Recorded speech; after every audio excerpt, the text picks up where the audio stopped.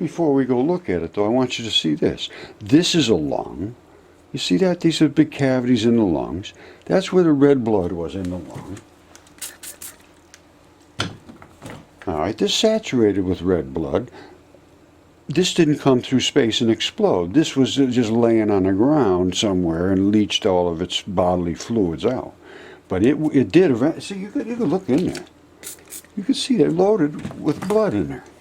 Obviously, that's what are in the lungs. That's where iron comes from. Let's go look where iron does come from. Alright, this thing came through space. It might have come through like this and pushed everything that way. It might be a different type of lung. It might be a left lung instead of a right lung. I don't know. But it is a lung, and these are the passages and all of the little alveoli holes and so forth that go through the lung.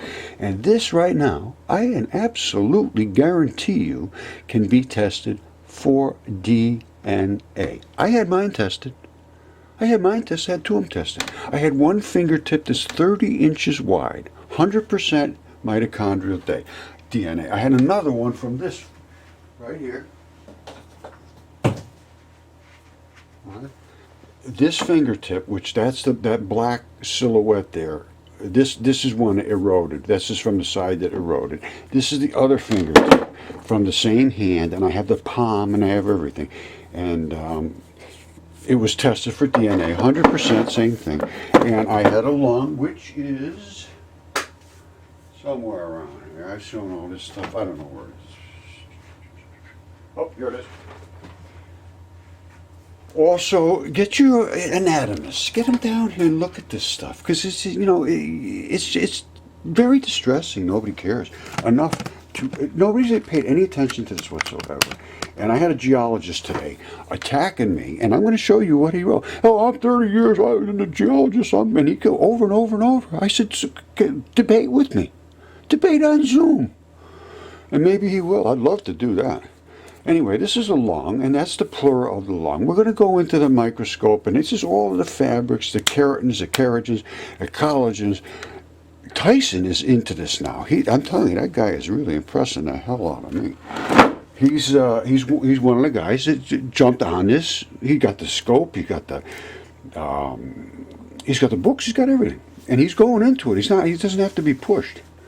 Very, very unusual. Now let's go look at some other blood in iron meteorites. All right, that's an iron meteorite. Well, where does iron come from? It's Fe, ferrous oxide. Iron is in blood. That is where iron comes from. Blood. Now, hearts and lungs are saturated. Literally bags of blood. They just continuously make it go through your body. It goes in one side, comes out the other. Well, guess what happens? One of them is black, really, in mud fossils.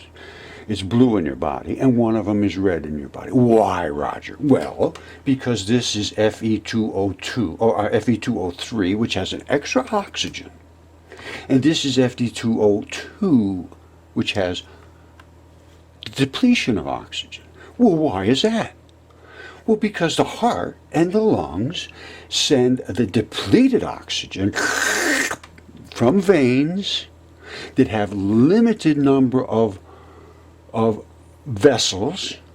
There are suckers, and then you have your blood arterial side, which is the red side. That sends it down. Well, when it sends it down, it's got to go to every single cell in your entire body. Every cell in your body requires oxygen. Why is that, Roger? Well, because guess what? You're on fire. Yeah, you're on fire. You didn't know that, did you? You are combusting right now. You're sitting there combusting, slowly. But you are on fire right in this minute. Now, so what do we have here? We have an iron meteorite that came through space and smelted just like you took and brought it to a foundry. Says, here, cook this heart into a chunk of iron. That's what he did. And the same thing with mine.